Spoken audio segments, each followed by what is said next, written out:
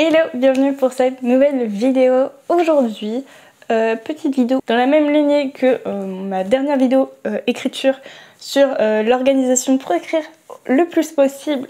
Je vais vous présenter le petit planeur que j'utilise personnellement, que j'ai confectionné moi-même pour s'adapter à tous mes besoins en tant qu'autrice et lectrice. Donc c'est parti.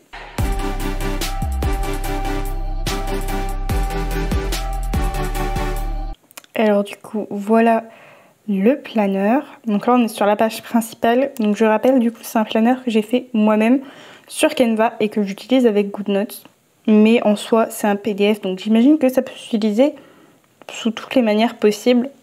Donc vous pouvez l'imprimer et le coller sur des pages de carnet ou de cahier.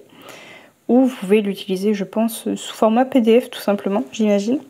Donc c'est un planeur que j'ai façonné entre guillemets pour mes besoins de lectrice et d'autrice. Donc c'est parti. Donc là j'ai le premier onglet qu'on retrouve là-haut. Donc avec des hyperliens qui permettent de sauter des pages, des onglets aux autres. Concrètement cette page-là je l'utilise pas forcément, mais ça permet surtout en début d'année d'avoir un peu un aperçu des mois et de l'année. Donc, mais c'est vraiment un onglet que j'utilise pas beaucoup. Ensuite, on a l'onglet livre du mois. Alors en soi j'ai mis au singulier sur l'onglet, mais c'est les livres du mois. Il n'y avait juste pas la place de le mettre avec le S. Et donc du coup par mois, je répertorie les livres que je lis tous les mois. Donc j'ai fait une case par mois. Ensuite on a le livre de l'année. Donc en fait sur un planeur imprimable que j'avais trouvé sur Etsy, j'avais trouvé ce petit concept un peu de, vous savez, de tournoi de livres. Et du coup, vous l'avez vu, je m'en suis servi un peu pour faire le livre de l'année en vidéo. Donc j'ai refait un peu le principe dans mon planeur parce que j'aimais beaucoup. Donc là on voit déjà, en même temps comme j'ai pas beaucoup de lecture par mois, des fois c'est pas évident, c'est surtout évident, il n'y a qu'un seul livre et le choix est facile. Donc là on voit déjà que pour janvier j'ai Sous le sceau de l'hiver. Et voilà. Bon, au début de l'année, voilà, il n'y a pas grand chose. Ensuite j'ai un petit onglet avis lecture où en fait ça me permet de prendre mes notes en fait à propos des livres que je lis. Parce que j'oublie beaucoup ce que je lis, donc ça aide. Et ensuite, j'ai un petit onglet notes. Je ne vais pas forcément vous montrer mes notes, j'ai des petites idées de romans, etc. Mais voilà, ça m'aide vachement. Là, j'ai pris des notes aussi pour la bêta. Mais en soi, voilà à quoi ressemble l'onglet notes.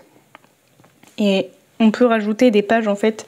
En tout cas, sur GoodNotes, on peut rajouter des pages. Donc là, j'ai plus qu'à copier par exemple si celle-là est remplie pour en avoir une autre. C'est l'avantage vraiment de GoodNotes.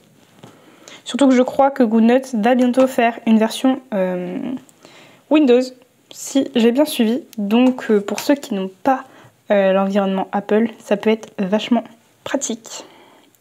Ensuite, je vais vous présenter un mois. Donc on se retrouve sur la page du mois. Donc là j'ai pris février, le mois en cours. On a le mois dans tout son ensemble avec voilà, des cases où on peut remplir dedans. En dessous, on a un onglet Goals, juste ici, pour mettre tous les objectifs du mois. Et puis, on a les rendez-vous importants et les anniversaires en face. Ensuite, donc j'ai des pages planning de la semaine. Donc là, on a lundi, mardi, mercredi, jeudi. Et on a une page vendredi, samedi, dimanche avec une case bilan de la semaine. Et donc à côté, on a... Donc, sur la case en lui-même du jour, on peut mettre voilà, tout ce qu'on a à faire, les rendez-vous, voilà, on peut s'organiser. Et puis à côté, je fais ma petite to-do list pour chaque jour. Parce que sinon, je n'arrive pas à travailler. Bon, remarque, la semaine dernière, je ne l'ai pas du tout fait, mais comme c'était l'entreprise avant tout, j'avais pas forcément besoin de tout doux. Donc voilà, et avec le petit bilan de la semaine. Donc on a une page pour chaque semaine. Je les mets en début de mois. Ensuite, on a le côté Habit Tracker. Donc j'en ai mis que 4. J'ai mis donc lecture. Et je coche les cases au fur et à mesure. Donc là, il faut que je coche, j'ai pas coché dimanche. Ensuite, on a l'habit écriture. On a l'habit sport, puisque c'est une habitude que j'essaye de reprendre pour 2023, histoire de perdre du poids. Et ensuite, j'ai réseaux sociaux pour vérifier voilà, que j'ai bien, surtout les lundis, mercredis, jeudi, où j'ai en général des posts Insta et des vidéos. Mais voilà, ça permet de voir aussi, même quand je poste des stories, etc., de voir la régularité. Par exemple, on voit que la première semaine de février, j'ai été bien plus régulière sur les réseaux que la semaine dernière. Voilà. Ensuite, on a une petite page, je vais dézoomer. On a une petite page, les goals par projet. Donc, je vois que sur Soulsbound, j'avais même pas écrit. Mais bon, le but c'était de terminer au maximum, enfin d'avancer au maximum sur le manuscrit, voire de le terminer. Et j'ai mis les objectifs pour The Perfect Match et Falling For You, que j'ai déjà atteint, parce que évidemment j'en ai choisi des trop bas d'objectifs. Ensuite, j'ai petit log pour rentrer en fait tous mes nombres de mots par projet. Donc je vais simplifier, voilà, c'est pour ça aussi que la page d'avant sert bien. On a du coup, c'est codé en fonction des projets. Projet 1, je sais que c'est Sourcebound, et donc j'écris dans la case par jour le nombre de mots. Vous voyez que Sourcebound depuis le début du mois, c'est pas non plus ça qui est ça. Et après projet 2, Falling For You, projet 3, The Perfect Match, et pour l'instant je n'ai pas de projet 4, j'ai mis une 4e colonne quand je l'ai créé, c'était plus au cas où qu'autre chose. Mais techniquement, comme j'en ai un 4e, j'aurais très bien pu commencer l'écriture, mais j'ai été raisonnable. Voilà. Ensuite, j'avoue que cette page-là, je l'utilise au final pas beaucoup, mais on a ma palle, et de l'autre côté, la wishlist. Même si, honnêtement, souvent, comme j'ai une wishlist en ligne, j'utilise la wishlist que j'ai sur internet directement. Mais des fois, ça me permet de, si j'ai une idée, de la noter là et de la mettre plus tard, en fait, justement, sur la wishlist internet. Et ensuite, une autre page que j'utilise pas beaucoup, mais parce que je ne lis pas assez, j'ai le reading log. Donc là, je mets chaque fois, chaque lecture.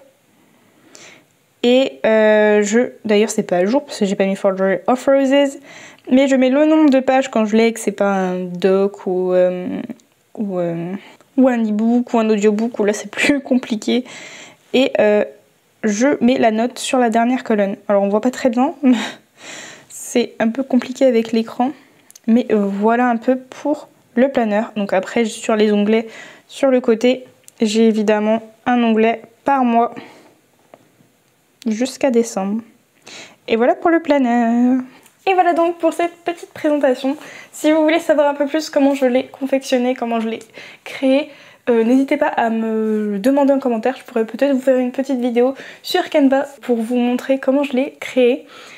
En tout cas, je vous souhaite de bonnes sessions d'écriture. On se retrouve très bientôt pour une prochaine vidéo. Ciao!